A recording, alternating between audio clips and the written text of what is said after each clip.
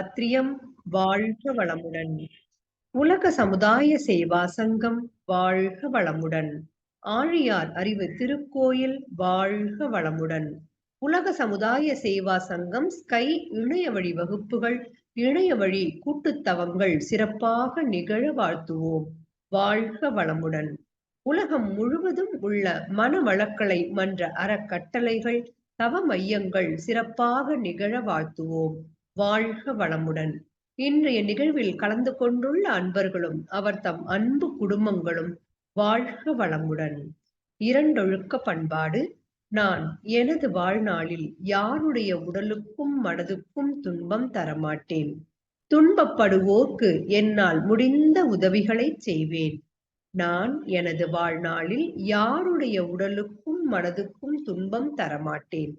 துன்பப்படுவோர்க்கு என்னால் முடிந்த உதவிகளை செய்வேன். நான் எனது வாழ்நாளில் யாருடைய உடலுக்கும் மனதுக்கும் துன்பம் தரமாட்டேன்.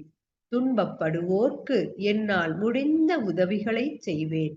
வாழ்க வையகம், வாழ்க வையகம், வாழ்க வளமுடன். உலக நலவேட்பு. உலகிலுள்ள பொறுப்புடைய தலைவரெல்லாம் உயிரறிவை உள்ளுணர்வாய் பெறுதல் வேண்டும். உலகனைத்து நாடுகளின் எல்லை காக்க ஓருலக கூட்டாட்சி வலுவாய் வேண்டும். உலகில் போர் பகை அச்சமின்றி மக்கள் உழைத்துண்டு வளம் காத்து வாழ வேண்டும். உலகெங்கும் மனித குலம் அமைதி எனும் ஒரு வற்றாத நன்னிதி பெற்று உய்ய வேண்டும். வாழ்க வையகம், வாழ்க வையகம், வாழ்க வளமுடன். மழை வாழ்த்து. ஏரி குளம் கிணறு ஆறு எல்லாம் நிரம்பி வழிய மாறி அளவாய் பொழிக மக்கள் வளமாய் வாழ்க. ஏரி குளம் கிணறு ஆறு எல்லாம் நிரம்பி வழிய மாறி அளவாய் பொழிக மக்கள் வளமாய் வாழ்க. ஏரி குளம் கிணறு ஆறு எல்லாம் நிரம்பி வழிய மாறி அளவாய் பொழிக மக்கள் வளமாய் வாழ்க. வாழ்க வையகம், வாழ்க வையகம், வாழ்க வளமுடன். நம் மனதில் அமைதி நிலவட்டும். நம்மை சுற்றிலும் அமைதி நிலவட்டும். உலகம் முழுவதும் அமைதி நிலவட்டும். அமைதி, அமைதி, அமைதி. கைகளை அதிக ஓசையின்றி தேய்த்து கண்களில் வைத்து பின் முகத்தை தடவி இரு கைகளையும் தலைக்கு மேல் தூக்கி ஓர் ஆழமான மூச்சு இழுத்து விட வேண்டும். பிறகு கைகளை இறக்கிக் கொண்டு கண்களை திறக்க வேண்டும். வாழ்க வளமுடன். அன்பர்களின் கனிவான கவனத்திற்கு ஒரு நினைவூட்டல். அருட்தந்தை வேதாத்ரி மகரிஷி அவர்கள் தனி மனிதன் அமைதி பெறுவதற்காக உடல் நலத்திற்கு உடற்பயிற்சி, உயிர் வளம் பெற காயகல்ப பயிற்சி, மனம் அமைதி பெற அகத்தவம் மற்றும் அகத்தாய்வு பயிற்சிகளை அளித்துள்ளார்கள். இத்தகைய சிறப்பான மனவளக்கலை எனும் வாழ்க்கை கல்வியை உலக சமுதாய சேவா சங்கம் ஸ்கை யோகா இணைய வழியே 12 நாட்கள் அடிப்படை பயிற்சியாகவும் அதனைத் தொடர்ந்து 4 மாதங்கள் சான்றிதழ் கல்வியாகவும் நம் இல்லம் தேடி வந்து அளித்து வருகிறது. இந்த சிறப்பான செய்தியினை நமது உறவுகளிடமும் நட்புகளிடமும் பகிர்ந்து அனைவரும் உடல் நலத்துடன் ஆரோக்கியமாக அமைதியாக வாழ நம்மால் ஆன சிறு உதவியினை செய்வோம். மகரிஷியின் கனவாம் உலக அமைதிக்கு நம்மால் இயன்ற சிறு தொண்டினை செய்து குருவின் கனவினை நனவாக்குவோம். மேலும் விவரங்களுக்கு kundaliniyoga.edu.in இணையதளத்திற்கு செல்லவும். வாழ்க வளமுடன். தவத்தினை தொடர்ந்து கலங்காதே மனமே என்ற தலைப்பில் சிந்தனை விருந்து வழங்க பேராசிரியர் அருள்நிதி மஞ்சுபாய் பாலா அம்மா அவர்களை அன்போடு அழைத்து அமர்கிறோம். வாழ்க வளமுடன் அம்மா. வாழ்க வளமுடன் அம்மா. இன்று நமக்கு சிறப்பானதொரு துரிய தவத்தை வழிநடத்தி கொடுத்த பேராசிரியர் அருள்நிதி ரேவதி சிவகுமார் அம்மா அவர்கள் வாழ்க வளமுடன். அவர் தம் அன்பு குடும்பம் அருட்பேராற்றல் கருணையினால் உடல் நலம், நீலாயுள், நிறை செல்வம், உயர் புகழ், மெய்ஞானம் ஓங்கி வாழ்க வளமுடன், வாழ்க வளமுடன், வாழ்க வளமுடன், வாழ்க வையகம், வாழ்க வையகம், வாழ்க வளமுடன். குரு வாழ்க, குருவே துணை. இணையத்தில் இணைந்திருக்கும் அனைத்து அன்பு உள்ளங்களுக்கும் இனிய மாலை வணக்கங்களும் வாழ்க வளமுடன் என்ற வாழ்த்துக்களையும் தெரிவித்துக் கொள்கிறேன். இன்னைக்கு நாம சிந்திக்கக்கூடிய தலைப்பு கலங்காதே மனமே அப்படிங்கிற தலைப்புல கொஞ்ச நேரம் சிந்திக்கலாம். வாழ்க்கை என்றால் 1000 இருக்கும், வாசல் தோறும் வேதனை இருக்கும், வந்த துன்பம் எதுவென்றாலும் வாடி நின்றால் ஓடுவதில்லைன்னு கவிஞர் கண்ணதாசன் அவர்கள் இந்த பாடல் முழுவதிலும் வாழ்க்கையின் தத்துவத்தை ரொம்ப அழகா சொல்லியிருப்பாங்க. நாம இந்த பாடலை கேட்கும் போது மனித வாழ்க்கையில இவ்வளவு சிக்கலும் துன்பமும் இருக்கா அப்படின்னு நினைக்க தோணும். காரணம் என்னன்னா, மனிதன் கிட்டக்க வாழ்க்கையை அனுபவிக்கக்கூடிய 5 புலன்கள் இருக்கு, 6வது அறிவா மனம் இருக்கு, தேவைகளை பூர்த்தி செய்யக்கூடிய உடல் இருக்கு, இந்த உலகத்துல அவ்வளவு இயற்கை காட்சிகளும் இருக்கு. காலையில சூரியன் வருது, இரவுல சந்திரன் வருது. இப்படி இந்த இயற்கையை ரசிக்க இறுதியா பூத்த மலர் தான் மனிதன்னு நம்ம சுவாமிஜி சொல்றாங்க. மனிதனுக்காகவே நாமக்கல் கவிஞர் ஒரு பாடலை பாடியிருக்காரு. சூரியன் வருவது யாராலே, சந்திரன் திரிவதும் எவராலே, காரிருள் வானில் மின்மினி போல் அப்படின்னு அந்த பாடல் வரிகள் நிறைய வந்துட்டே இருக்கும். அதுல யார் இதுக்கெல்லாம் அதிகாரின்னு அந்த பாடல்ல எழுதி இருப்பார். இப்படி இயற்கையை ரசிக்க வந்த மனிதன் அதையெல்லாம் விட்டுட்டு கடந்த காலத்துல நடந்த சிக்கல், எதிர்காலத்துல ஒரு பயம், இப்படி நடந்ததையே நினைச்சுக்கிட்டு தாம் பின்னின வலையில தானே சிக்கி தவிக்கும் சிலந்திய போலத்தான் மனிதனோட மனம் எப்பயும் மாட்டிக்கிட்டு இருக்கு. எப்பயுமே மனம் என்ன பண்ணுதுன்னா, பாஸ்ட்லயும் ஃபியூச்சர்லயும் தான் இருக்கு. பிரசன்ட்ல கிடைக்கிற வாய்ப்புகளை பத்தி அது நினைக்கிறதே இல்லை, சிந்திக்கிறதே இல்லை. அதனாலதான் அந்த வாய்ப்புகள் தட்டி போகும்போது அதெல்லாமே கவலைகளா மாறுது. ஒரு வேடன் காட்டுல வேட்டையாடும் போது அவங்க கிட்டக்க ஒரு புறா மாட்டிக்குது.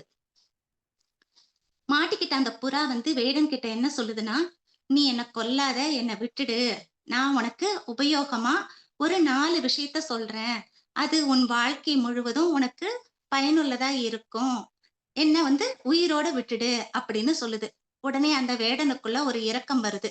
வந்த உடனே என்ன பண்றான், அவன் என்ன நினைக்கிறானா, சரி நம்ம இந்த புறாவை விட்டுடுவோம், இது இந்த புறா ஏதோ நமக்கு நல்லது பண்றேன்னு சொல்லுது, அது நம்ம என்னன்னு பாப்போம், கேட்டு தெரிஞ்சுப்போம் அப்படின்னு நினைச்சுக்கிட்டு அந்த புறா கிட்டக்க, சரி நான் உன்னை விட்டுடுறேன், ஏதோ நல்ல விஷயம்னு சொல்றியே, அதை சொல்லுன்னு கேக்குறான். அந்த புறாவும் பறந்து போய் மரக்கிளையில உட்கார்ந்து நன்றி சொல்லிட்டு முதல் விஷயத்த சொல்ல ஆரம்பிக்குது. இது வேடனுக்கு மட்டும் இல்ல அந்த உபதேசம், இது நமக்கும் பொருந்தும்.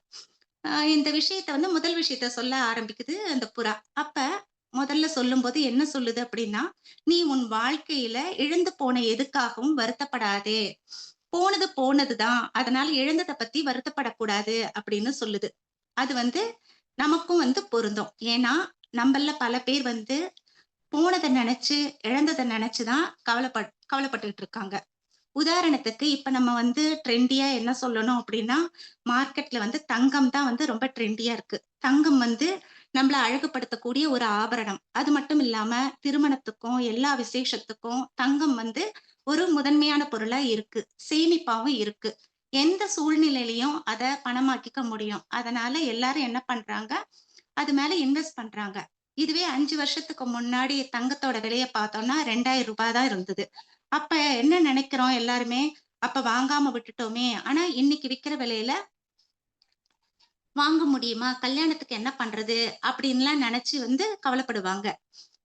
அதே போல இந்த இடத்துல என்ன சொல்லுவாங்கன்னா, ஒரு சிலர் 10 வருஷத்துக்கு முன்னாடி இந்த பிளாட் 10,000 ரூபாய் தான், இன்னைக்கு 1 கோடி போகுது, அன்னைக்கே நான் இதை வாங்கியிருக்கலாம், இதை நான் விட்டுட்டேனே அப்படின்னு நினைச்சு என்ன பண்ணுவாங்க அப்படின்னா, அதை நினைச்சு கவலைப்படுவாங்க.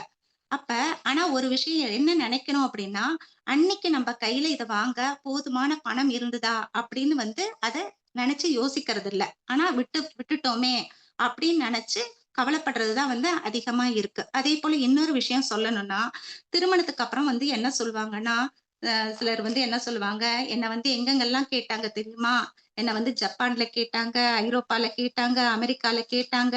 நான் அங்கெல்லாம் இருந்திருந்தா எப்படி இருந்திருப்பேன் தெரியுமா? ஆனா எங்க வீட்ல இங்க வந்து உன்கிட்ட வந்து தள்ளிட்டாங்க அப்படின்னுலாம் சொல்லுவாங்க. இப்படி குடும்பத்துல வந்து சின்னதா ஒரு பிரச்சனை வந்தாலும், பிரச்சனை வரும்போதெல்லாம் என்ன பண்ணுவாங்க, சொல்லி காட்டி, நடந்து முடிஞ்சத நெனச்சு வருத்தப்படுறது. இப்படி நமக்கு கிடைக்கும்னு நெனச்சது எல்லாமே வந்து நம்மள விட்டு நழுவி போகும் அப்படின்னு நழுவி போச்சுன்னா, நம்ம அதுக்காக வருத்தப்படுறது. இப்படி நமக்கு கிடைச்சதெல்லாம் நம்மள நம்மள விட்டு நழுவி போகுது அப்படின்னா, என்ன அதுக்கு ஒரு காரணம் அப்படின்னா, அது வந்து நமக்கு வந்து கிடைக்கிறது தான் கிடைக்கும். அப்படி இல்லன்னா, அது வந்து கிடைக்காதது நமக்கு வந்து சேராது அப்படிங்கிறத வந்து ஒரு உண்மைய வந்து பெரியவங்க சொல்றாங்க. இதுக்கு வந்து ரமண மகரிஷி வந்து ஒரு விளக்கம் வந்து குடுக்குறார். என்ன குடுக்குறாருன்னா, அதாவது நடக்காதது வந்து என்ன முயன்றும் நடக்காது. நடப்பது எது தடுத்தாலும் நடக்கும். இதுதான் வந்து வாழ்க்கைன்னு சொல்றாங்க. அப்ப எது நடக்கணுமோ, அது வந்து நடந்தே தீரும். இததான் வந்து பகவத்கீதையில எது நடந்ததோ, அது நன்றாகவே நடந்தது. எது வந்து உன்னுடையதோ, எதை நீ இழந்தாய்? எதற்காக நீ அழுகிறாய்? எதை நீ கொண்டு வந்தாய்? அதை இழப்பதற்கு அப்படின்னு பகவான் ஸ்ரீகிருஷ்ணர் வந்து கீதாச்சாரத்துல வந்து சொல்லியிருப்பாங்க. நாம இந்த உலகத்துக்கு வரும்போது, எதையும் நாம வந்து கொண்டு வரல. ஆனா, வந்ததுக்கு அப்புறம் என்ன பண்றோம்? இத மிஸ் பண்ணிட்டேன், அத மிஸ் பண்ணிட்டேன் அப்படின்னு என்ன பண்றோம்? கடந்து போன நாட்களை எல்லாம் நெனச்சு, நாம வந்து எப்பயும் கவலைப்பட்டுக்கிட்டே இருக்கிறோம். அப்ப அத வந்து அந்த கவலைப்படுறத நம்ம வந்து என்ன பண்ணணும்? அத தவிர்த்துட்டு, நாம எதையும் கொண்டு வரல, எதையும் நம்ம இழக்கல அப்படிங்கிற அந்த உண்மைய நாம வந்து உணரணும். அப்ப அதனால இழந்தத நெனச்சு வாழ்க்கையில எப்பயும் மனம் கலங்கக்கூடாது. சந்தோஷமா எப்பயுமே இருக்கணும்.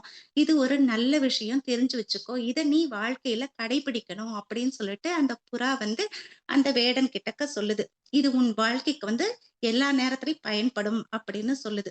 அப்ப இது வந்து வேடனுக்கு மட்டும் இல்ல, நமக்கும் தான். ஏன்னா, நம்மளும் கடந்து போன நாட்கள எல்லாம் நெனச்சு தான், அத விட்டுட்டேன், அத பண்ணல, இத பண்ணலன்னு சொல்லிட்டு நெறைய நம்ம வந்து சொல்லி வருத்தப்படுறதும் அதனால தான். அப்ப இழந்தத நெனச்சு, பாஸ்ட்ட நெனச்சு நம்ம வருத்தப்படக்கூடாது. ஏன்னா, அது வந்து போனது போனது தான். நம்ம கைய விட்டு போனது தான்.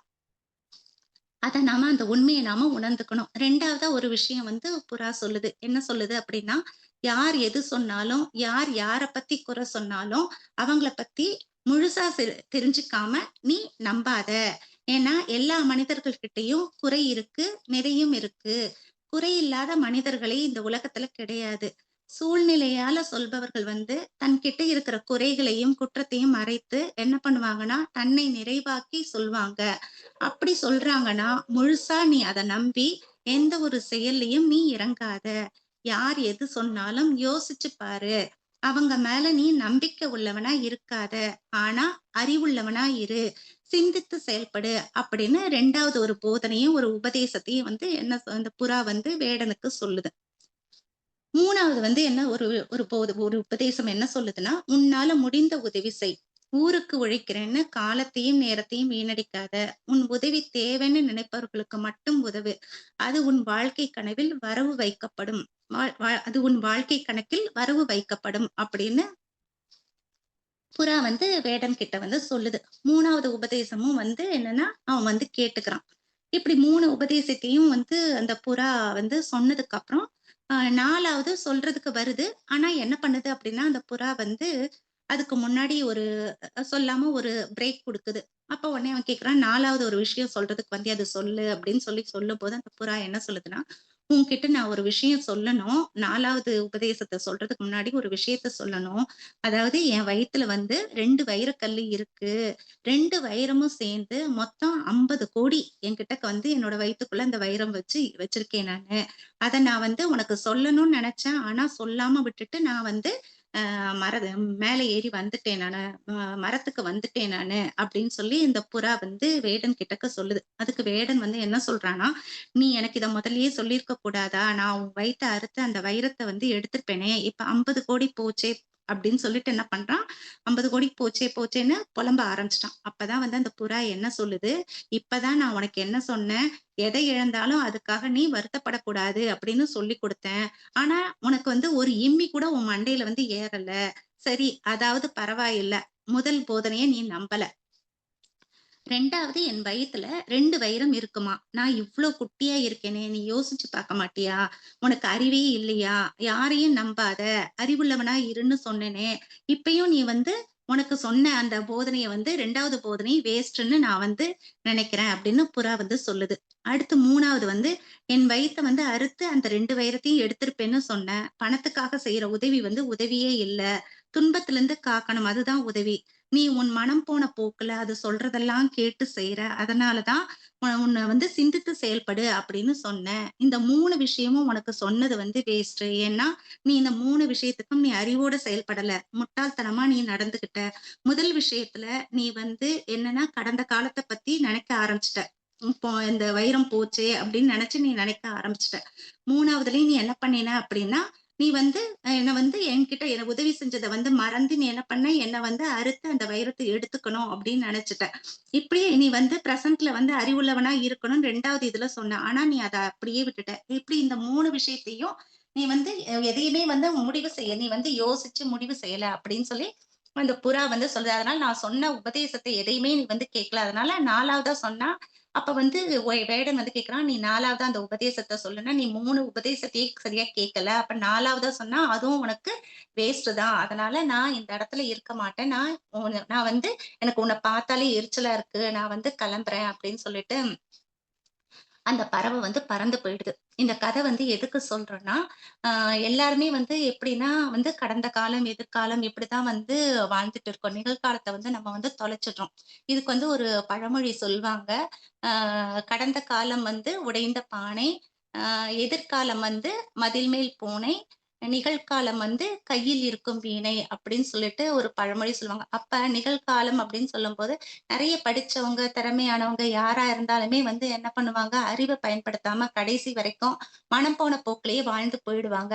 அப்ப பாஸ்ட், ஃபியூச்சர் 2மே வந்து நம்ப கையில இல்ல. அப்ப எ இப்படிதான் வந்து அப்ப என்ன செய்யணும் அப்படின்னா, அந்த பிரசன்ட்ல அந்த நொடி தான். இப்ப இருக்கிற இந்த நொடி தான் வாழ்க்கை. அப்ப இந்த தருணத்த நம்ம வந்து என்ன பண்ணணும், நமக்கு வர்ற வாய்ப்புகளை எல்லாம் பயன்படுத்தி, இந்த தருணத்தை இனிமையாக்கி நம்ம வந்து வாழணும். அத விட்டுட்டு நடந்த எதையே நெனச்சுக்கிட்டு இருந்தா, அமைதி வந்து என்னைக்குமே இருக்காது. அதுக்கு தான் வந்து அப்படி இருந்ததுன்னா, மனம் வந்து எப்பயும் எப்படி இருக்கும்னா, கலங்கி போன ஒரு குட்டையா தான் இருக்கும். இப்ப வந்து ஓஷோ வந்து என் மனத பத்தி என்ன சொல்றாங்க அப்படின்னு பார்த்தா, எந்த ஒரு பிரச்சனையும் வந்து மனத வந்து கடந்து போகாத வரைக்கும் வந்து அது வந்து குழம்பி போய் தான் வந்து மனம் இருக்கும். அதுக்கு ஒரே தீர்வு என்னன்னா, வந்து தியானம் தான் அப்படின்னு சொல்லிட்டு ஓஷோ வந்து சொல்றாங்க. இப்ப நமக்கு வந்து மகரிஷி வந்து என்ன சொல்றாங்க அப்படின்னா, அ அதாவது "கலங்கி போன நீரும், குழம்பின மனமும் தெளிவாகும்" அப்படின்னு வந்து நமக்கு வந்து மகரிஷி வந்து சொல்றாங்க. எப்படின்னா, "வந்த துன்பம் ஏற்று, சகித்து, அவற்றைப் போக்க வழி கண்டு, முறையோடு ஆற்றி, இன்பம் காத்து, எந்தத் துன்பம் வரினும் எதிர்நோக்கி நிற்பாயேல், இன்பமே மிகுதிப்படும். துன்பங்கள் தோல்வியுறும்" அப்படின்னு சொல்றாங்க. அப்படின்னு சொல்றாங்க. ஆக அப்படின்னா, மனதுல வர துன்பங்கள் எல்லாமே என்னன்னா, நம்ம இவரு மகரிஷி சொல்ற இந்த கவியில பார்த்தோம்னா, மனதுல வர துன்பங்கள் எதுவுமே வந்து நிலையானதில்ல. அது வந்து எப்படின்னா, ஆத்துல ஓடுற தண்ணீர போல வந்து அப்படியே ஓடி போயிடும். அப்படிங்கிறதுனால தான் வந்து அத வந்து மகரிஷி வந்து எந்த துன்பம் வந்தாலும் எதிர்நோக்கி இருக்கணும்னு சொல்றாங்க. முதல்ல மனம் வந்து தெளிவா இருக்கணும் அப்படின்னாலே வந்து நம்ம மனதுல இருக்கிற கவலைய வந்து ஒழிக்கணும். அதேபோல 6 தீய குணங்களையும் சீரமைக்கணும். அப்பதான் மனதின் மறுமுனையா இருக்கிற இறைநிலைய நாம உணர முடியும். அதுவரைக்கும் மனதுக்கு நம்ம என்ன குடுத்தாலும் ஒரு சலிப்பு, சோர்வு இதெல்லாமே வந்து இருக்கதான் செய்யும். அப்ப அதுக்கு பூஸ்ட் தான் என்ன அப்டின்னா, மனிதன் வந்து தான் வந்த நோக்கத்த உணர்ந்து வாழணும். அப்ப அதுக்கு வந்து தவமும், தற்சோதனையும் தான் வந்து அதுக்கு வந்து டைவர்ஷன். இப்ப நம்ம ஒரு பாதையில நம்ம போய்க்கிட்டே இருக்கோம். அந்த பாதை சரியில்ல. அங்க வந்து வேலை செஞ்சுகிட்டு இருக்காங்க அப்டின்னா என்ன செய்வாங்க அந்த இடத்துல? டேக் டைவர்ஷன் அப்படின்னு சொல்லிட்டு ஒரு போர்டு போட்டிருப்பாங்க. ஆட்கள் வேலை செய்கிறார்கள் அப்படின்னு சொல்லி போட்டிருப்பாங்க. அப்ப நம்ம என்ன பண்ணுவோம் உடனே, அந்த பாதைக்கு பதிலா என்ன செய்வோம், மாற்று பாதைய நம்ம வந்து உபயோகப்படுத்துவோம். அதே போல தான் நம்ம பிரச்சனையோட மனம் குழம்பி போன நிலையில வந்து வாழ்க்கை எப்பொழுதுமே பிரச்சனையா இருந்ததுன்னா, நமக்கு ஒரு டைவர்ஷன் அப்படிங்கிறது தேவைப்படுது. அதுக்கு தான் நமக்கு இந்த பயிற்சிகள் எல்லாமே தவம், தற்சோதனை இதெல்லாம் குடுக்கறது எல்லாமே வந்து அதுக்கு தான். எதுக்காக அப்படின்னா, இதெல்லாம் தான் நம்மளோட மனத வந்து ரிலாக்ஸா வச்சிருக்கும். அதே போல அறிவும் நமக்கு வேலை செய்யும். மூளையின் செயல்பாடுகளும் சிறப்பா இருக்கும். எப்படின்னா, இந்த தவம், தற்சோதனை எல்லாம் பண்ணும்போது, நமக்கு மைண்ட் ரிலாக்ஸா இருக்கும்போது, இந்த அமைப்பு இந்த இதெல்லாமே வந்து நமக்கு வந்து சிறப்பா வந்து செயல்படும். ஒரு படத்துல கூட வந்து செந்தில் வந்து கவுண்டமணி கிட்ட வந்துட்டு கேட்பாங்க. இந்த பெட்ரோமேக்ஸ் லைட் வந்து எப்படிண்ணே எரியுது அப்படின்னு சொல்லிட்டு கவுண்டமணி வந்து செந்தில் வந்து கவுண்டமணி கிட்ட கேட்பாங்க. அப்ப அதுக்கு வந்து இவர் என்ன சொல்லுவாருன்னா, கவுண்டமணி என்ன சொல்லுவாருன்னா, மூளை வந்து அதுக்கு வந்து இதுக்கெல்லாம் மூளை வேணும்டா அப்படின்னு சொல்லிட்டு கவுண்டமணி வந்து சொல்லுவாங்க. அதுதானே, அது உங்களுக்கு எப்படி புரியுது? எப்படி நீங்க கடைய வச்சு நடத்துறீங்கன்னு நான் கேட்கிறேன் அப்படின்னு அத வந்து செந்தில் வந்து திரும்பி கேட்பாரு. அதப்போல தான் உணர்ச்சி வயப்பட்ட நிலையில வந்து மனம் வந்து பீட்டால இருக்கும்போது, நாமளும் நம்மளோட வாழ்க்கையில வந்து பெரும் பகுதிய வந்து நம்ம வந்து எதையுமே வந்து மனதாலேயே தான் சிந்திக்கிறோம். என்ன பண்றோம்? அறிவு வந்து புலன்களுக்கு அடிமையா இருக்கு. மூளையும் நம்ம வந்து அந்த இடத்துல பயன்படுத்துறதில்ல. அப்ப எல்லாமே என்ன ஆகுதுன்னா, டம்மியாவே தான் இருக்குது. அப்ப நாம எந்த அளவுக்கு தவம் பண்ணி அமைதியா இருக்கோமோ, அந்த அளவு நம்மளோட மனம், மூளை செல்கள், அறிவு எல்லாமே வந்து தெளிவா வேலை செய்யும். நாம எப்பயுமே வந்து ஒரு விழிப்பு நிலையிலேயே வந்து இருப்போம். அந்த தவம் பண்ணும்போது.